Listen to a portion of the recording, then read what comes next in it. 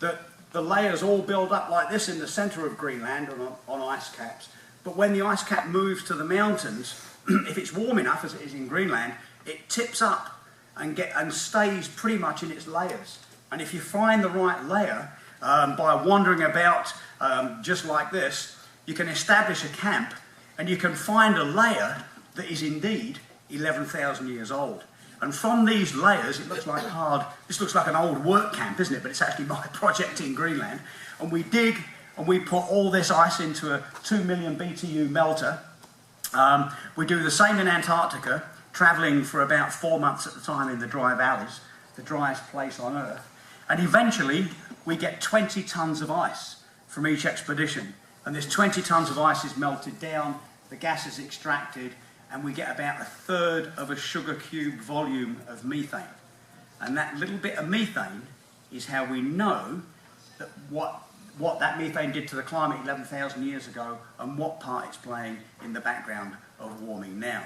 So it's hard, manual, physical labour, a mind-numbing task at the front end of science data collection. It's not just the numbers. And similarly, how do we know about climate change? Well, it's not just records from trees and old proxy records, which we know are very accurate, but it's real-time stuff. This is me in Antarctica, working with a scientist here, he discovered that if we looked at limpets and limpet shells, we could look at the way past climate has been, because limpet shells grow a bit like tree rings. So could we collect enough limpets over a period of 7 years and gradually measure their shells and the change it did? So we did. And this is the beautiful thing about field scientists. You know, they come up with these ideas and they're this brave, artistic approach. And who would have thought that you could tell climate from limpets? So we did, and we dived for 7 years in Antarctica. There we are in these conditions. No one likes these conditions because they're shallow, as you can see, which means it's a long, long cold dive at -1.5 water. But we used to collect 700 limpets about every 3 weeks, number them with yellow nail varnish. It's quite something to work with the British Antarctic Survey and order 350 yellow nail varnishes and see the response. And eventually we'd measure them and put them all back. And I remember after about 3 years, Lloyd, the scientist there standing up, he came to us at the base and said, you know, I think we're onto something with this great project. It's really working the way we can measure these limpet shells. But I think we're messing up because we're just throwing the limpets back in the sea. And I said, you bet your life we are, because we're exhausted. We swim around, we collect the limpets, he puts them on a little glass slide, he measures them, and then we lob them back in the sea and dive for them in another few weeks. He said, I think we need to put them exactly where we found them. And I'm like, oh. So then you can imagine the workload went from, you know, something that was just manageable to something that in the classic work environment we all would have run away. But we can't run away, we're in Antarctica, and we all love Lloyd. So we spent the next 4 years swimming around in shallow, very, very cold water with a map going, right, number 72, where the hell did he come from? And eventually we did it, and it was a big success. And part of the data that you're working to, and part of the numbers and thought processes that you're going through with global issues and changes are because it's people like Lloyd and me swimming around in Antarctica for 7 years. But you can't beat the physical experience of sort of ground truthing the planet for yourself. And in Greenland, this is Greenland, and I ski across Greenland on these ice cap crossings. I do Nansen's old route, which is 540 kilometres across Greenland from Amasilik to Kangerlussuaq. It's the beautiful, beautiful old route. Takes about a month and a bit. Mindless physical grunt across Greenland. And I must say it's something I've learned I'm very, very good at, is skiing in a straight line, pulling something heavy for a month. But it's nothing like taking scientists who normally work on very detailed things such as limpet shells or methane components and just say, let's just ski across Greenland for a month. It's a mindless physical grunt that's nearly going to kill us, but we're going to bump into 2-mile diameter puddles just to sense what it's like. And that very simple thing about ground truthing the planet works for experts as well as for people like us who just can engage with the wild places. And then with television, again, when I speak about these complex issues with the BBC, I often come unstuck because I can see the shutters going down.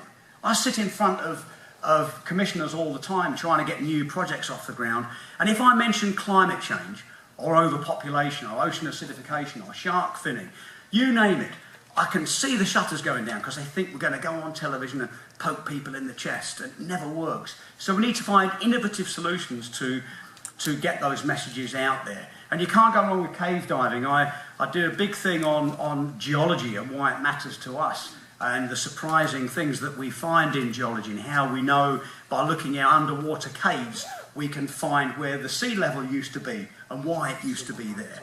And you get people watching, and people watch it because, again, just like diving under the North Pole, is they're looking at images like this, and half of them are going, wow, that's fantastic, I'd love to be doing that.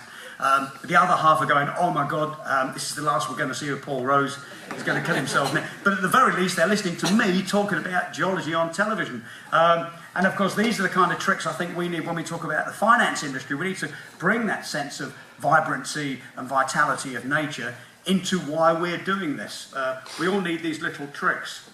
Similarly with six-gill sharks, I dive a lot with sharks for television, and the way to do that is, how do we know the shark is going to come to us and not the cameraman or the safety diver or the lighting guy or the cameraman safety diver? And the way we normally do that is, I normally get a large piece, about 8 kilo is about right, of fresh tuna ideally, and I tie it on me. And what happens then is, when the shark comes in the water, he normally comes to me, as you can see here.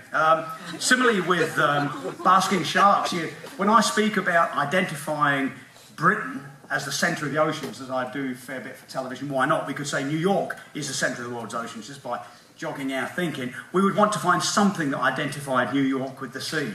And in Britain, it's the Gulf Stream. It comes whizzing across the Atlantic from the Bahamas and sort of defines Britain in the sea. But again, the BBC people, you know, they're, you can see their eyes shutting down once I start getting all enthusiastic about ocean currents, because they can't see it. But of course, if I swim around with basking sharks, they're 12 metres long, huge great things that are in British waters, they're there because of the plankton that is brought in by the Gulf Stream, and we've got people engaged. But it's not just the sort of hairy polar work or the diving sense of commitment that excites me. It's any level of meaningful commitment.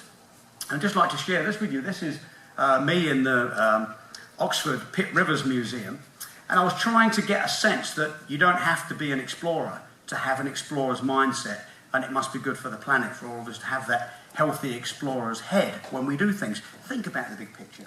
And I was telling the story here about the curator in the Pitt Rivers Museum, which is lit a bit like this room.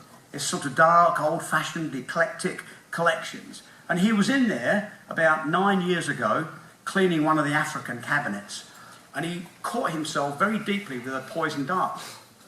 And he knew it was a poison dart because he was the expert, and immediately he had a reaction. So any one of us, I would have thought, would have pressed the fire alarm or done something, got on the phone, some sort of emergency. It was 2:30 in the morning, I think. And he realised, he thought, you know, no one's ever recorded what it's like to die from a poison dart. So he got his notebook out and sat on the floor and started writing.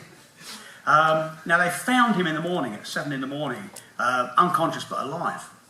And I interviewed him and said, what possessed you to do this? I talk about big commitment, but I can't believe anybody these days. And he said, you know, he said, I don't have a death wish, but for me, I just realised it was such a fantastic opportunity for all of us.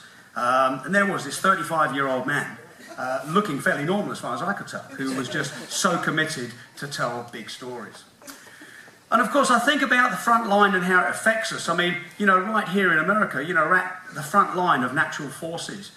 You know, when Katrina came through there in New Orleans, everyone's at the front line, but there's not much that sort of they're the least able to understand it or do anything about it. I was interested in looking online yesterday to see that the solution, temporary anyway, is going to be a whole new group of levees being built. And right here in New York, you know, when you were all at the front line here, when Sandy came through, I was looking again online today and see that one of the great solutions being proposed is establishment of wetlands back at the front of the city. And it's interesting that the solution might be going back towards nature, because we've affected so much of nature. And people always think of climate change, but water, we've really done something. We extract so much groundwater from our cities that some of our cities are actually sinking. Mexico City has gone down 9 metres. Shanghai's gone down 3 metres, and it's so risky in Shanghai at the moment that they now pump let me just have a look, 60,000 60,000 tonnes of water back into the wells in Shanghai every year to stop it going down again. So we're having all these effects. Because we dam rivers, we stop the silt coming down to the front line of our cities, so therefore we're more exposed. So all these effects are very clever, and all the solutions are all biomimicry.